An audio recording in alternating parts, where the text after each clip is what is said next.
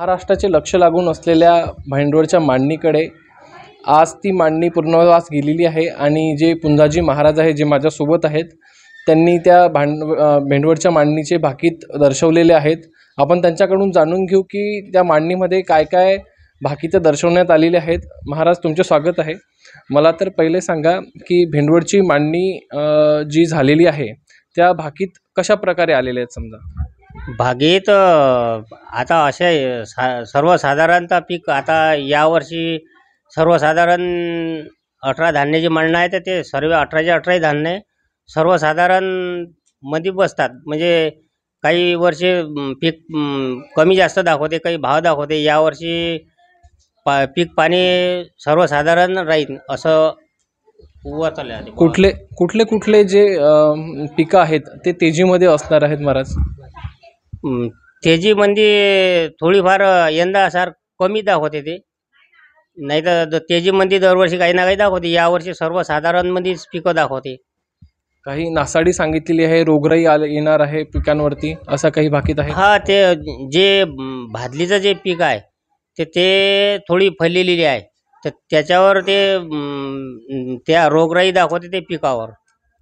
पावसाचा जो अंदाज दर्शवण्यात आलेला आहे तो कशा प्रकारे असणार आहे? म्हणजे पहिला महिना, दुसरा महिना, तिसरा महिना आणि चौथा महिना जो सांगण्यात येतो भाकितामध्ये तो कशा प्रकारे आहे? तो जो पहिला महिना आम्ही ठेवत असतो, पहिला महिना जो आम्ही ठरवतो त्या महिन्यावर थोडंफार कमी आहे ते ओलोसा, त्याच्यामुळे आम्ही त्याच्यावर बरोबर अंदाज ठरवला की बुवा थोडा कमी आहे पावसाळा। पहिला महिना म्हणजे सुरुवात, दुसरा महिना सर्वसाधारण जरा चांगला आहे, तिसरा थोडाफार कमी आहे आणि चौथा जे आहे तो जरा जास्ती आहे। म्हणजे सर्वसाधारण पाणी पाऊस भरपूरच आहे चारही महिन्यात, पण जरा थोडा कमी जास्त आहे। कोण्या महिन्यात जसा थोडा खरपाळ देऊ शकते, कोण्या महिन्यात खरपाळ देऊ शकत नाही, भरपूर पावसाळा होऊ शकते। यासाठी ते पिकावर मग त्याच्यावर अवलंबून आहे। ते पीक जे आहे तर ते पीक कमी जास्त होऊ शकते, म्हणजे पीक भरपूर येऊ नाही शकत घरात। अवकाळी पावसाची काही शक्यता सांगण्यात आलेली आहे का?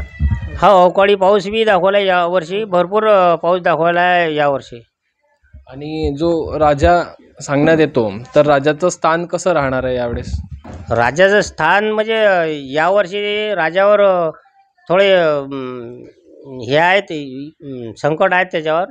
म्हणजे राजावर आता तरी सध्या गादी नाही आहे, राजा गादीच्या खाली आहे, समजा अंटा पडलेला आहे, त्याच्यावर आहे जरासं हे आपल्या राजावर संकट समजा आहेतच थोडेफार, ते त्याच्यावर ते निवारण करणं त्याचं कामच आहे, ते करतो।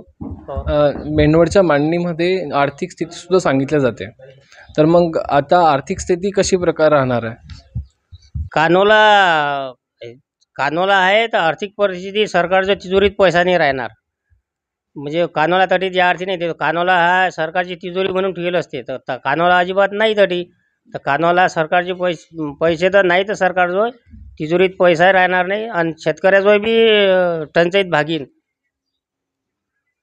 आणि जे देशावरचे संकट सांगण्यात आलेलं आहे, काही भाकीत वर्तवण्यात आलेलं आहे का त्याच्यावरती? त्याच्यावर आता पुरी आहे तर पुरथई आहे, पुरी म्हणजे हे पुरथई आहे, तर पुरथईवर ते तरी पुरी नाही आहे, तर पुरतीवर काहीतरी आपत्ती येणारच आहे, संकट अशा भागीत केलेलं आहे। तरी देशावर काही आक्रमण होणार आहे अशातलं काही भाकीत आहे?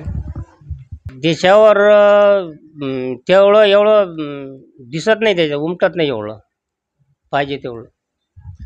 हे होते आपल्यासोबत पुंजाजी महाराज, ज्यांनी भेंडवळची मांडणी केली होती आणि त्यांनी काही भाकीत दर्शवण्यात आलेलं आहे। अवघ्या महाराष्ट्राचे जे शेतकरी आहेत हे त्यांचे सगळ्यांचे लक्ष या मांडणीकडे असते। युवा क्रांती न्यूज, भेंडवळ।